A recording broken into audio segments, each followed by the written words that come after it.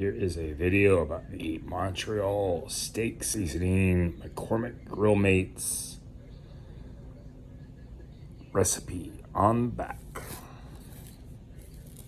This is an older bottle. It is technically expired.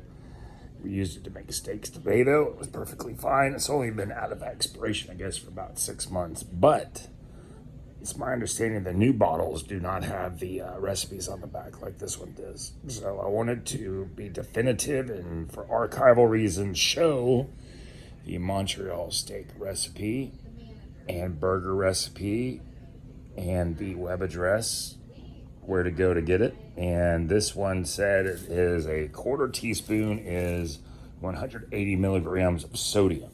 What the recipe is for the steak.